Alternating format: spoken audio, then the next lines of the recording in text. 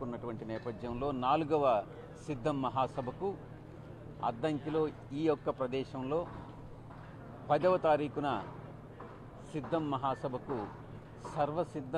సర్వం సిద్ధం చేసుకోవడం జరిగింది. ఏర్పాట్లన్నీ కూడా త్వరితగతిన పూర్తవుతా ఉన్నాయి. గతంలో నేను చెప్పినట్టుగా ఈ యొక్క సిద్ధం మహాసభకు ఆఖరి మహాసభ. పొలిటికల్ క్యాంపెయిన్ గురించి చెప్పాను. ఆ తర్వాత ఎలక్షన్ క్యాంపెయిన్ స్టార్ట్ అవుతుందని చెప్పాను. పొలిటికల్ క్యాంపెయిన్లో ఈ యొక్క సిద్ధం మహాసభలో మా యొక్క గౌరవ ముఖ్యమంత్రి వర్యులు, పార్టీ అధ్యక్షులు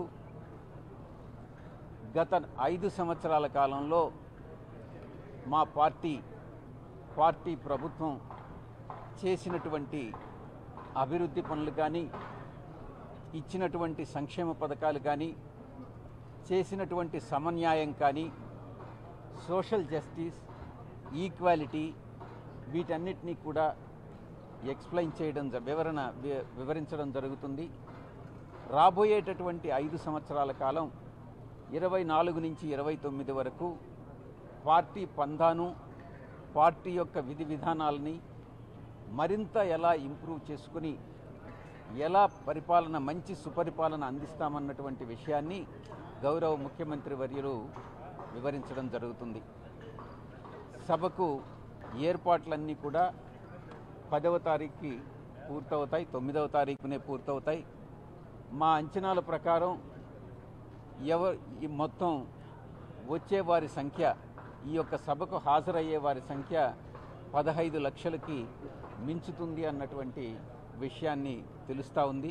ఎందుకనంటే స్పందన అపురూపమైనటువంటి స్పందన దీనికి వస్తూ ఉంది. దీనికి మీరు గత పత్రికా సమావేశంలో నేను మాట్లాడిన తర్వాత మీరు అడిగిన ప్రశ్న, ఈ యొక్క సభా ప్రాంగణం 100 ఎకరాలు మాత్రమే, 15 లక్షల మంది ఎలా పడతారు అన్నటువంటి అంశాన్ని మీరు ప్రస్తావించారు. ఈ విషయంగా నేను మీకు తెలియజెప్పేది ఏంటంటే, ఈ సభా ప్రాంగణం పక్కన ఇంకా కూడా 100 ఎకరాలు ఉంది.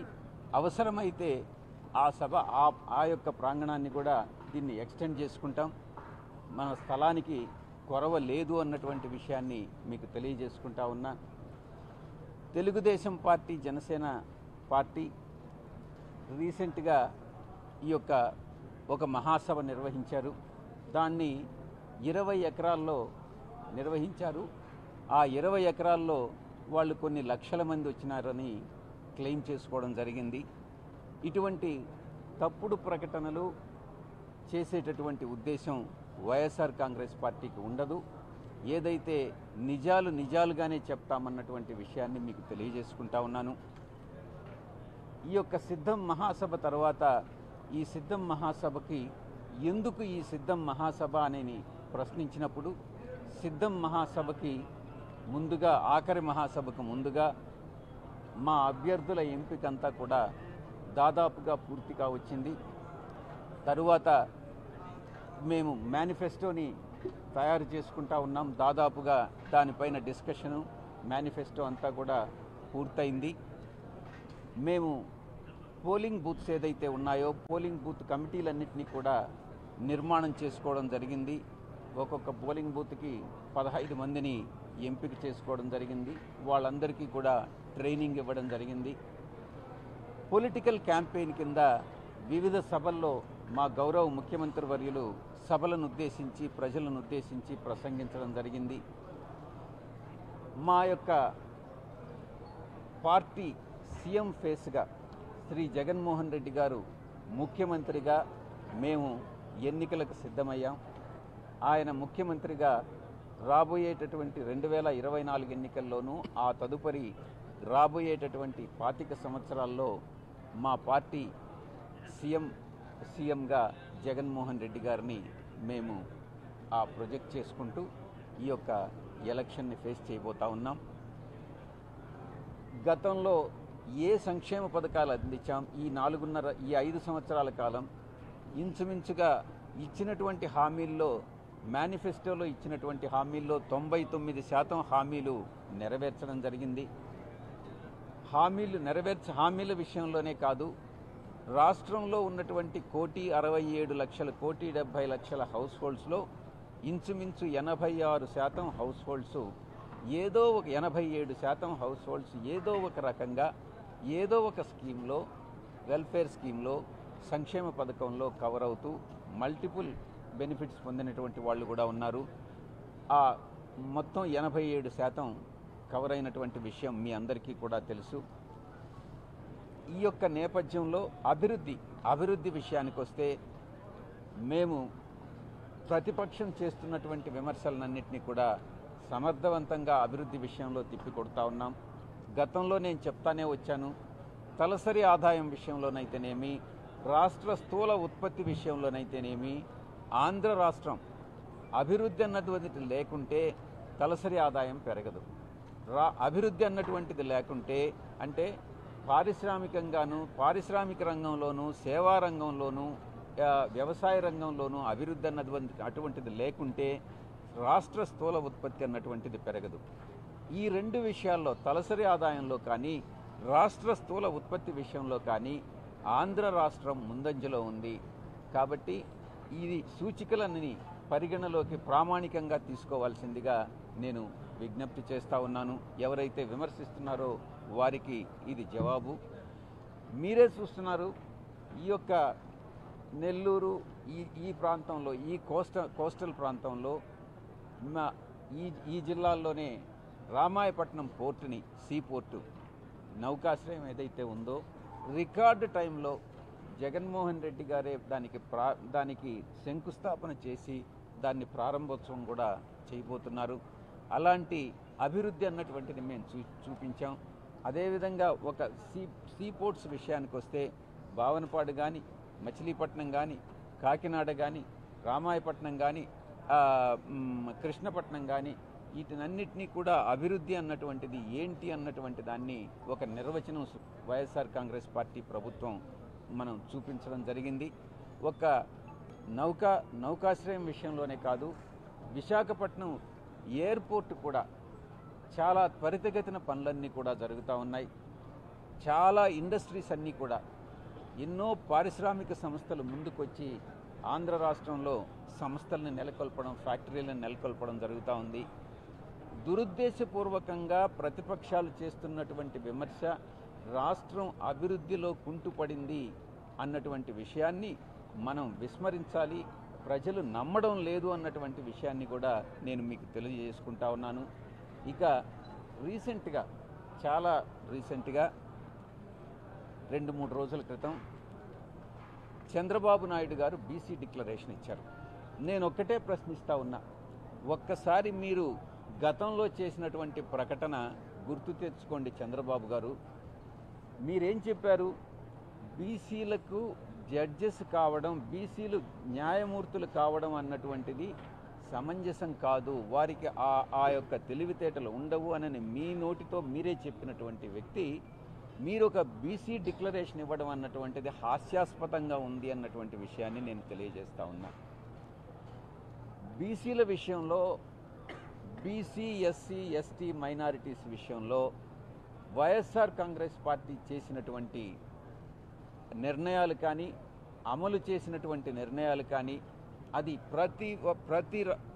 ప్రతి ఏరియాలో కూడా, అది సర్పంచుల విషయంలో కావచ్చు, వార్డు మెంబర్ల విషయంలో కావచ్చు, ఎంపీటీసీలు కావచ్చు, జెడ్పీటీసీలు కావచ్చు, శాసనసభ సభ్యులు కావచ్చు, శాసన మండలి సభ్యులు కావచ్చు, మంత్రివర్గ కూర్పు కావచ్చు, ప్రతి విషయంలో కార్పొరేషన్ మెంబర్స్ కావచ్చు, అదే సామాజిక వర్గానికి సంబంధించినటువంటి వివిధ కార్పొరేషన్లు వాటికి సంబంధించి కావచ్చు, ప్రతి ఒక్క విషయంలో కూడా ఆన్ అన్ యావరేజ్ తీసుకుంటే 70-75% బీసీ, 75%కు తగ్గకుండా బీసీ, ఎస్సీ, ఎస్టీ, మైనారిటీస్కి ఇచ్చినటువంటి ఘనత, పదవులు ఇచ్చినటువంటి ఘనత వైఎస్ఆర్ కాంగ్రెస్ పార్టీ ప్రభుత్వానికి, జగన్మోహన్ రెడ్డి గారికి దక్కుతుంది.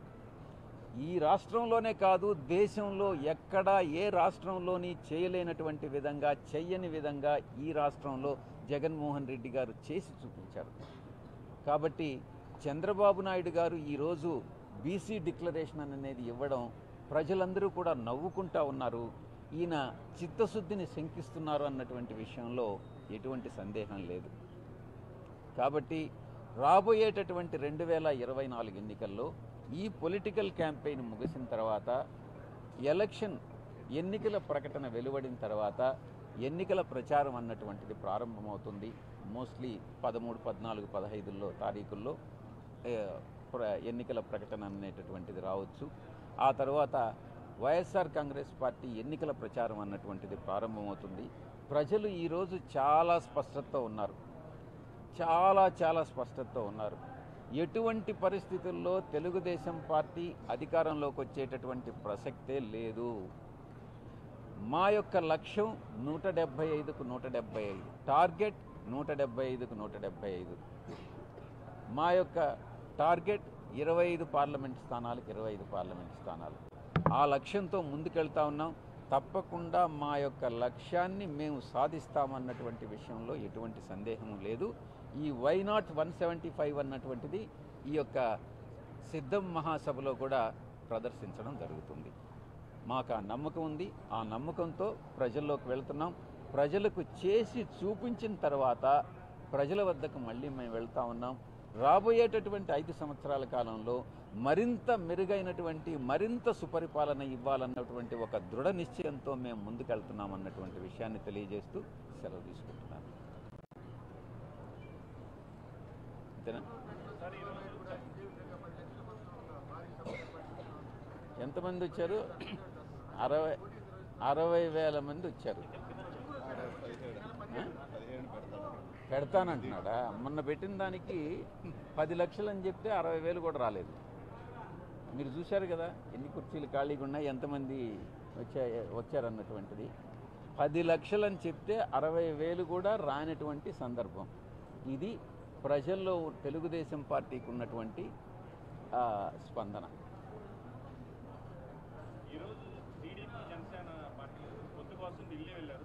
పొత్తు కోసం వెంపర్లాడేటటువంటి పార్టీలు Telugu Desam party, Janasena party.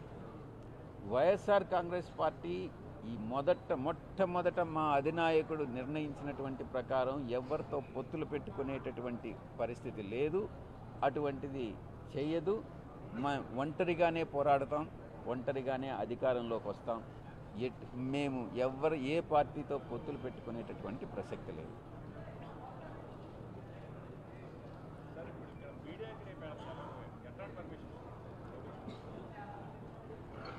National media వస్తుంది. నేషనల్ మీడియాలో పీటీఐ వస్తుంది, ఏఎన్ఐ వస్తుంది. నేషనల్ మీడియా ఛానల్స్ అన్నీ ఇక్కడికి వస్తూ ఉన్నాయి. వాళ్ళ రిప్రజెంటేటివ్స్ అందరూ వస్తున్నారు.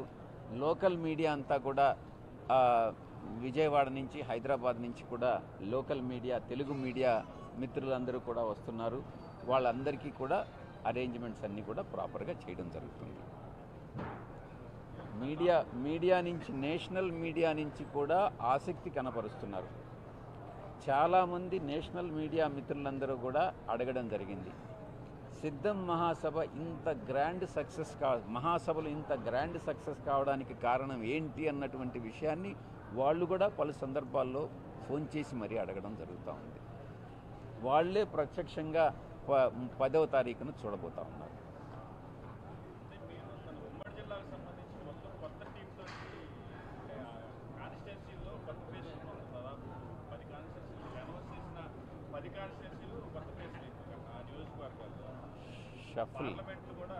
షఫ్లింగ్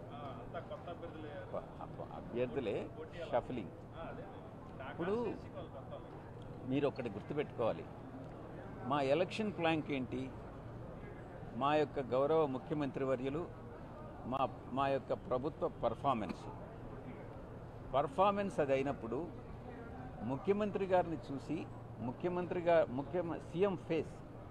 సీఎం ఫేస్ని చూపించి మేము ఓట్లు అడుగుతున్నాం.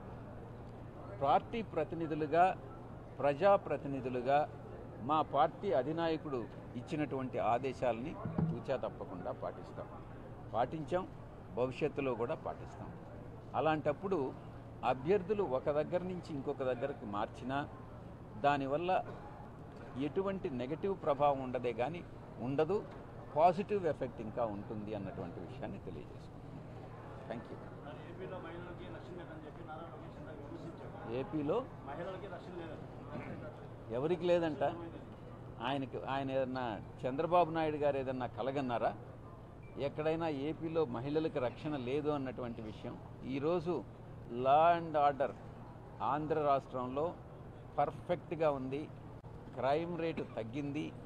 గతంలో చంద్రబాబు నాయుడు ముఖ్యమంత్రిగా ఉన్నప్పుడు క్రైమ్ రేట్తో కానీ పోల్చి చూసుకుంటే ఈరోజు మహిళలకు ఉన్నటువంటి రక్షణ, అది దిశ పోలీస్ స్టేషన్స్ కావచ్చు, దిశ చట్టం కావచ్చు, మహిళలకు ఉన్నటువంటి రక్షణ గతంలో ఏ ప్రభుత్వం చేయనటువంటి విధంగా వైఎస్ఆర్ కాంగ్రెస్ పార్టీ ప్రభుత్వం చేస్తూ ఉంది.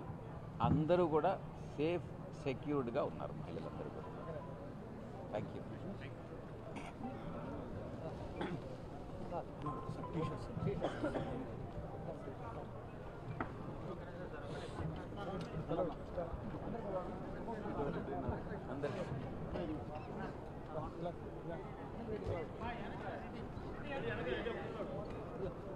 కొంతమంది ముందు పట్టుకో,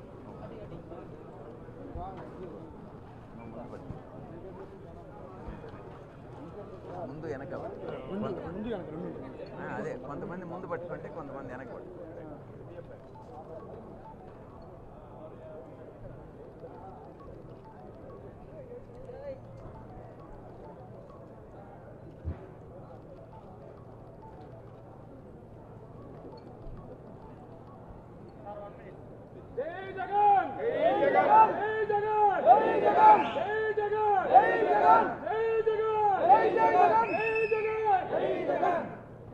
Right? Thank you.